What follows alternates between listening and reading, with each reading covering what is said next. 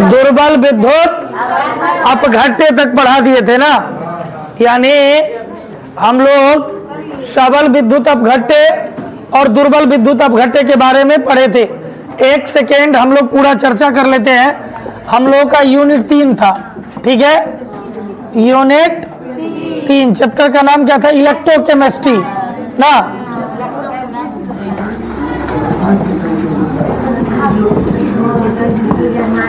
Electrochemistry विद्युत रसायन। अच्छा, विद्युत रसायन में हम लोग को पढ़ना क्या है? विद्युत ऊर्जा, रासायनिक ऊर्जा और उसके आपसी संबंध को, उसके पारस्परिक संबंध को। क्या मांग रहे थे? तो उसके पारस्परिक संबंध को हम लोग किस में पढ़े थे? विद्युत रसायन में, ठीक है ना। अरे क्या है यहाँ से? तो हम लोग दांत क्या दिखा रहा है? तो विद्युत रसायन में हम लोग क्या पढ़े थे? विद्युत ऊर्जा, रासायनिक ऊर्जा और उसके पारस्परिक संबंध के बारे में पढ़े थे। और इसमें 2 तरह की अभिक्रियाओं का अध्ययन किया जाता है, एक नॉन इलेक्ट्रोलाइट्स का और दूसरा इलेक्ट्रोलाइट्स का। नॉन इलेक्ट्रोलाइट्स किसको कहते थे? नॉन इलेक्ट्रोलाइट्स जो जलीय माध्यम में या द्रवित अवस्था में 100% आयनों में नहीं टूटता है। जो द्रवित, सीधा सीधा कह लो कि जो द्रवित अवस्था में विद्युत के क्या होते हैं? कुचालक होते हैं। जो द्रवित अवस्था में क्या होते हैं? विद्युत के कुचालक होते हैं। उसको हम लोग क्या बोलते थे? Non electrolytes. और इलेक्ट्रोलाइट्स किसको कहते थे? जो द्रवित अवस्था में विद्युत के सुचालक होते थे। तो उसको क्या कहा जाता था? इलेक्ट्रोलाइट्स कहा जाता था, विद्युत अपघट्य कहा जाता था ना। और ये विद्युत अपघट्य भी कितने प्रकार के थे? 2 प्रकार के। कितने प्रकार के थे? कौन कौन? सबल विद्युत अपघट्य और दुर्बल विद्युत अपघट्य ना। स्ट्रॉन्ग इलेक्ट्रोलाइट्स और वीक इलेक्ट्रोलाइट्स। स्ट्रॉन्ग मतलब क्या? मजबूत, जो मजबूती से आयन प्रस्तुत करे ना, जो जलीय माध्यम में 100% आयन दे दे, पूर्ण रूपेण आयनित हो जाए, तो उसको हम लोग क्या कहते हैं? Strong electrolytes. और जो जलीय माध्यम में पूर्ण रूपेण आयनित नहीं हो, जो जलीय माध्यम में 100% आयन नहीं देता हो, तो ऐसे विद्युत अपघट्य को क्या कहते हैं? वीक इलेक्ट्रोलाइट्स कहते हैं। क्या कहते हैं? वीक इलेक्ट्रोलाइट्स कहते हैं, दुर्बल विद्युत अपघट्य कहते हैं। क्लियर है? कोई दिक्कत? अच्छा, अब इससे एक चीज समझ में आ रहा है, विद्युत अपघट्य। विद्युत अपघट्य का क्या मतलब हुआ? कि कोई ऐसा पदार्थ हो जिसको द्रवित अवस्था में तोड़ दिया जाए, अपघटित कर दिया जाए, तो ऐसे पदार्थ को हम लोग क्या कहते हैं? विद्युत अपघट्य पदार्थ कहते हैं। क्या कहते हैं? अगर किसी पदार्थ को तोड़ेंगे तो इस घटना को तो कुछ कहेंगे ना। इस घटना को कहते हैं इलेक्ट्रोलेसिस की घटना। क्या कहते हैं इस घटना को? इलेक्ट्रोलेसिस की घटना, विद्युत अपघटन की घटना। इस घटना को क्या कहते हैं? विद्युत अपघटन। तो हम लोग विद्युत अपघट्य से कहां चलेंगे? विद्युत अपघटन पर चलेंगे। कहां चलेंगे? तो हम लोग का नया टॉपिक बनेगा। टॉपिक बनाइए, विद्युत अपघटन, इलेक्ट्रोलेसिस। यहां तक का आता है ना? ये जो हमारे फिगर आता है ना, चलिए विद्युत अपघटन टॉपिक बनाइए।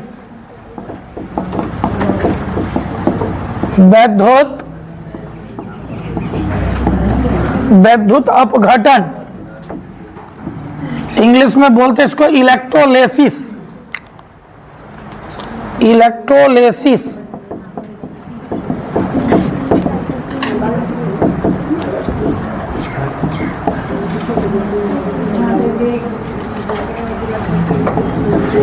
इलेक्ट्रोलेसिस विद्युत अपघटन।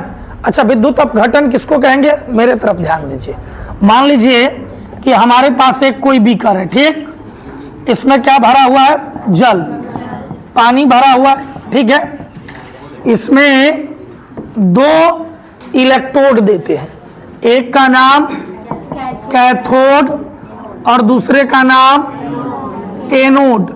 जब बहुआ विद्युत धारा दिया जाता है ना, उस समय कैथोड रहता है ऋणात्मक और एनोड रहता है धनात्मक। क्लियर है? कोई दिक्कत? अब मान लो कि क्या कहता है कि कोई विद्युत अपघट्य पदार्थ, कैसा पदार्थ? कोई विद्युत अपघट्य, तो विद्युत अपघट्य में हम लोग क्या जानते हैं, NaCl है, KCl है ना, ये सब कैसा पदार्थ है? विद्युत। चलो मान लो कि इसमें हम लोग डाल देते NaCl और NaCl डाल करके इसमें क्या देते? विद्युत धारा। दोनों इलेक्ट्रोड पर क्या प्रवाहित करते हैं? विद्युत धारा प्रवाहित करते हैं। और जब इसमें विद्युत धारा प्रवाहित करते हैं तो NaCl क्या हो जाता है? विघटित हो जाता है, टूट जाता है। इसको एक समीकरण से देखते हैं। NaCl क्या देते हैं? विद्युत धारा। विद्युत धारा, जब इसमें विद्युत धारा प्रवाहित किया जाता है तो टूट जाता है। Na plus plus Cl minus क्या हो जाता है? ये टूट जाता है, अपघटित हो जाता है। क्लियर है? तो जब हम लोग क्या किए कि NaCl में विद्युत धारा दिए, Na टूट गया Na प्लस में, Cl माइनस में, तो इसी घटना को कहते हैं विद्युत अपघटन की घटना। क्लियर? कि कोई आयनिक यौगिक को या कोई विद्युत अपघट्य पदार्थ को द्रवित अवस्था में विद्युत धारा प्रवाहित कर क्या करने? अपघटित करने या तोड़ देने की प्रक्रिया को ही क्या कहा जाता है? विद्युत अपघटन कहा जाता है। NaCl का अपघटन हुआ Na प्लस Cl। एग्जाम में वो अक्सर सवाल पूछता है, हमेशा पूछते रहता है कि कौन पदार्थ कहाँ मुक्त हुआ। कुछ समय पहले भी कुछ एग्जाम में पूछा था कि भाई NaCl के विद्युत अपघटन में Na कहाँ मुक्त होता है। तो हर हमेशा याद रखिएगा, जो धनायन होगा वो कहाँ मुक्त होगा? ऋणायन पर। जो ऋणायन होगा वो कहाँ मुक्त होगा? तो Na धनायन है ना, ये कहाँ मुक्त होगा? एक मतलब Na कहाँ मुक्त होगा बुआ? Cl कहाँ मुक्त होगा? एनोड पर। बात समझ में आ गया? कोई दिक्कत? अच्छा देखो, जिस पदार्थ का विद्युत अपघटन करवाते हैं इस पदार्थ को क्या कहते हैं? विद्युत अपघट्य पदार्थ। क्या बोलते हैं इसको? विद्युत अपघट्य पदार्थ। क्या बोलते हैं इसको? विद्युत अपघट्य। जिस बर्तन में विद्युत अपघटन करवाया जाता है इस बर्तन को क्या कहते हैं?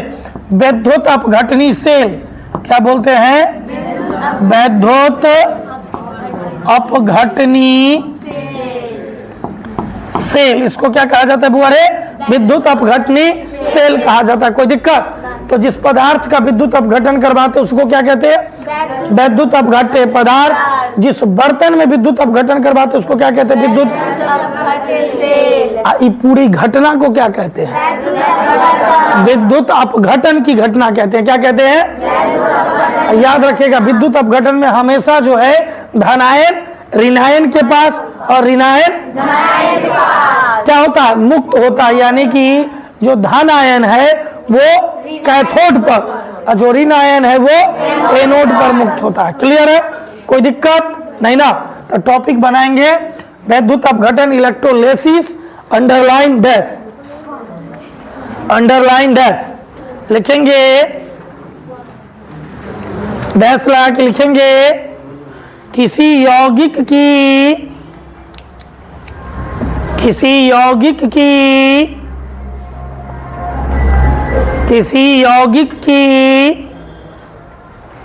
द्रवित अवस्था, किसी यौगिक की द्रवित अवस्था या जलीय विलयन की अवस्था में, जलीय विलयन की अवस्था में, जलीय विलयन की अवस्था में, जलीय विलयन की अवस्था में विद्युत धारा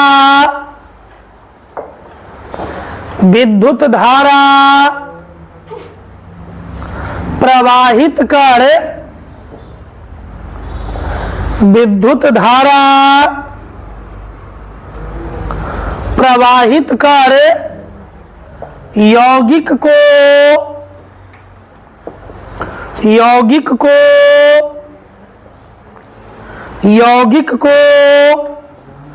अपघटित करने, यौगिक को अपघटित करने या या तोड़ देने की प्रक्रिया को तोड़ देने की प्रक्रिया को तोड़ देने की प्रक्रिया को वैद्युत अपघटन कहा जाता है। वैद्युत अपघटन कहा जाता है। तोड़ देने की प्रक्रिया को क्या कहा जाता है बउआ? वैद्युत अपघटन कहा जाता है। क्लियर है? कोई दिक्कत? नेक्स्ट अगला पॉइंट लिखेंगे, जिस पदार्थ का